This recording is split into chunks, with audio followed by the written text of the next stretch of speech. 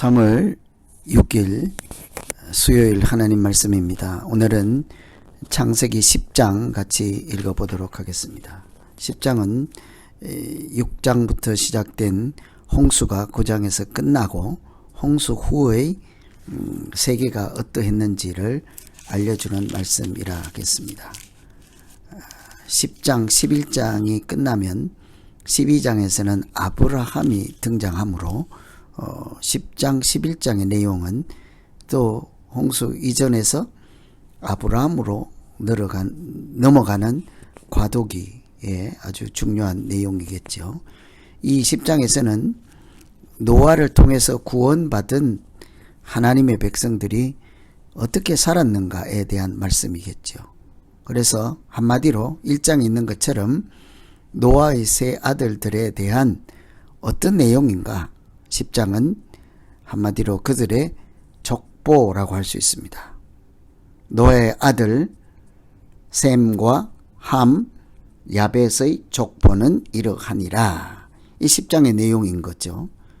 셈의 족보, 함의 족보, 야벳의 족보. 그러니 이 10장은 이렇게 셈의 사람들, 또 함의 사람들, 야벳의 족속들, 이 족속들이 어떻게 번성했는지 또 어떻게 살았는지에 대한 말씀이죠. 그래서 첫 번째, 야벳의 족속은 누구며 얼마나 번성했고 어디에 살았는가, 이런 것을 살피며 읽으시면 되겠습니다. 족보라고 해서 사람들의 이름만 쭉 나열되는 것 같지만 실상은 그 이름 안에 함축된 많은 역사를 내포하고 있지요. 그것을 우리에게 알려주고 있습니다. 야벳의 아들은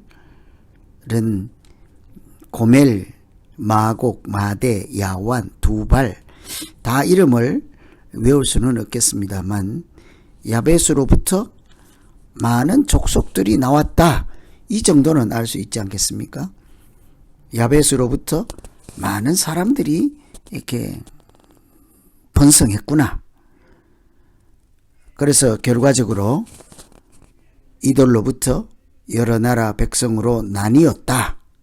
5절에 언어와 종족과 나라대로 그 야벳으로부터 나라가 생기고 종족이 생기고 언어가 분화되고, 하나님께서 창세기부터 1장에서부터 약속했던 것처럼 생육하고 번성하고 충만하라 하신 말씀대로 이루어지는 거죠.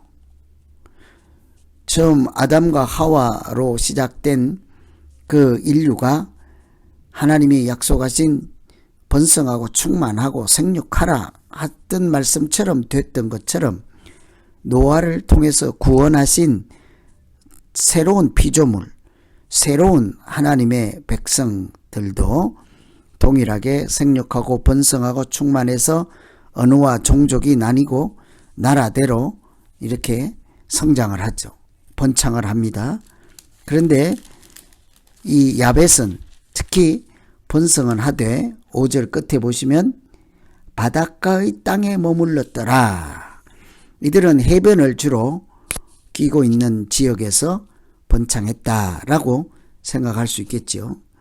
두 번째는 함의 족속은 누구이며 얼마나 번성하고 그들의 특징은 무엇인가. 우선 야벳의 족속이 언어와 종족, 나라로 번창한 것처럼 함의 족속도 동일하게 이렇게 나라를 이루고 종족을 이루고 언어를 이루고 번창을 하죠. 6절에 보면 함의 아들은 제일 처음 등장하는 한 사람 정도는 알아야 되지 않을까 해서 제가 가로를 해 두었습니다. 함의 아들은 구스, 미스라임, 붓, 가나안이죠.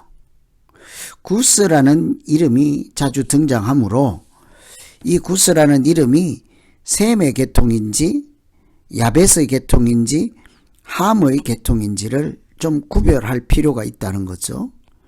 또 가나안도 함에서 나온 족속이라는 것을 기억할 필요가 있겠습니다.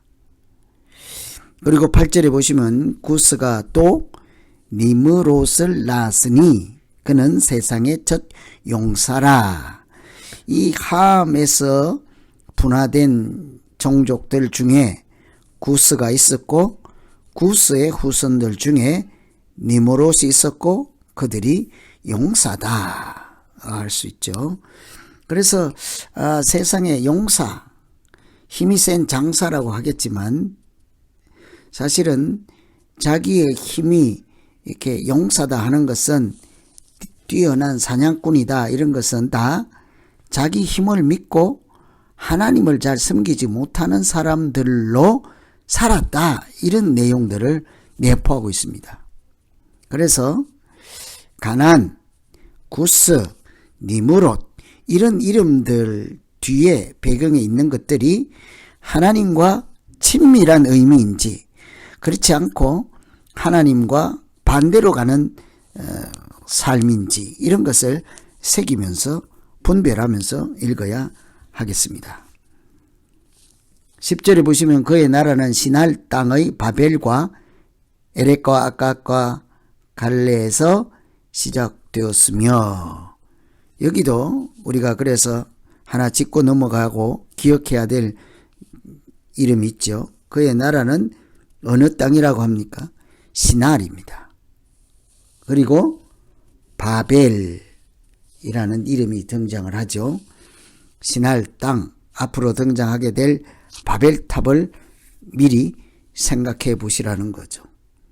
그래서 야벳, 함, 셈 족속 어느 부류의 사람들이 앞으로 시날 땅에서 살고 있었으며 이렇게 바벨탑을 쌓는 사람들의 주축일까 이런 것을 짐작해 볼 수가 있죠. 15절에도 제가 한번 기억하고 넘어가야 하는 이름이 있죠. 가나안이라는 이름입니다. 가나안은 장자 시돈 헷을 낳고 또 여부스 족속과 아모리 족속, 기르가스 족속, 히위 족속 이런 이름들이 등장을 하죠. 나중에 이제 출애굽한 백성들이 가나안 땅 약속의 땅에 도착했을 때 반드시 진멸해야 하는 7 족속들이 있습니다. 그때 이름들 지금 여기 보면 가나안, 헷 족속, 아모리 족속, 기르가스 족속, 히위 족속 이런 사람들이 7 족속에 해당되죠.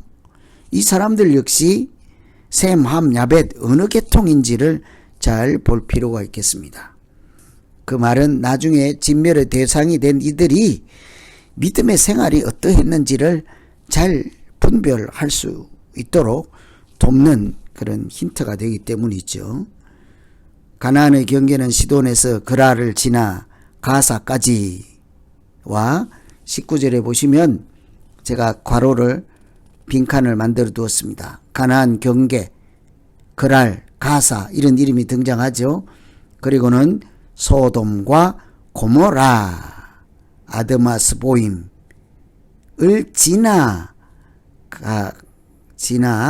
라사까지였더라. 그러니 이 가나안 후손들의 그 경계에 포함되는 지역 중에 소돔과 고모라가 있었더라 이런 얘기죠. 지금까지 다 모두 다 함의 족속에 대한 이야기입니다.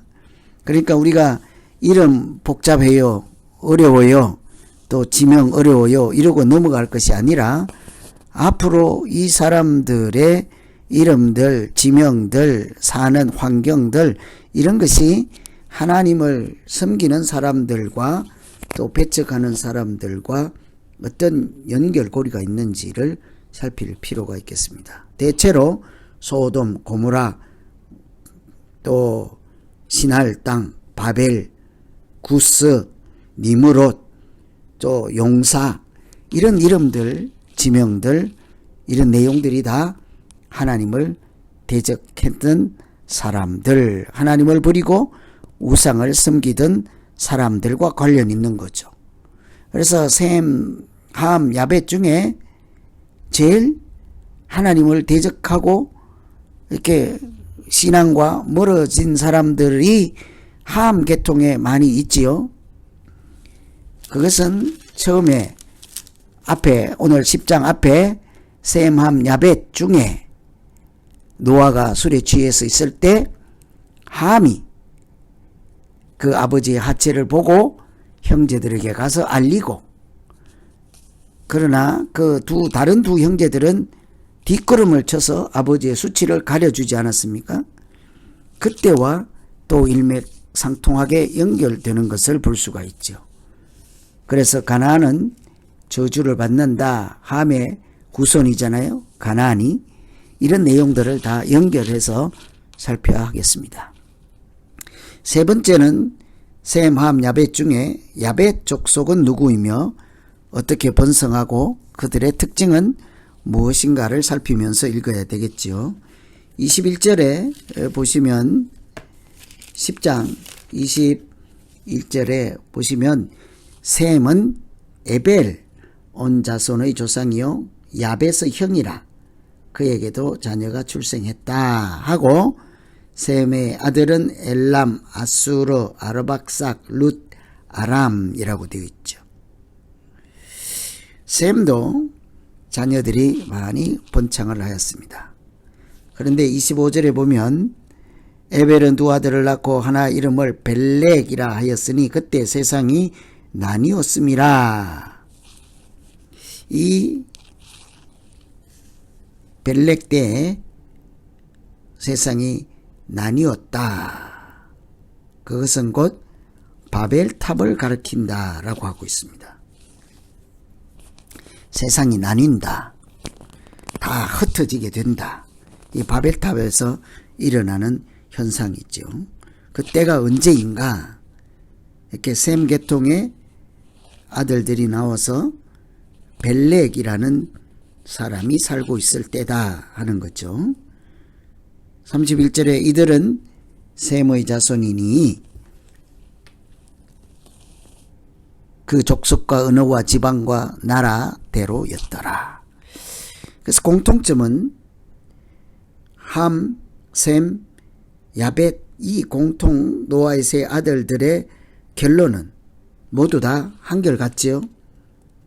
그들이 족속과 언어와 지방과 나라, 족속, 언어, 지방, 나라 이렇게 번창했더라 하는 것입니다.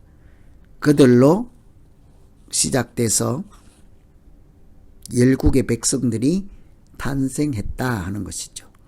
하나님께서 홍수 후에 생존한 이들을 통해서 다시 하나님 나라를 세우시고 그 자녀들 백성들이 번성하게 하셨다. 이런 내용들이 10장에 있는 것입니다. 그러나 이제 셈, 함, 야벳 각각 그 삼형제로부터 번창하고 나온 후손들의 삶의 특징을 잘 보시면서 하나님과 동행하는가 반대로 가는가를 잘 살피면서 읽어야 되겠죠. 그래서 이 10장을 통해서 한번 생각해 볼 것은 노아 한 사람 구원하신 노아의 방주를 통해 구원한 결과가 어떻게 되었는가? 한 사람을 통해서 열국 백성이 탄생했다 하는 것입니다.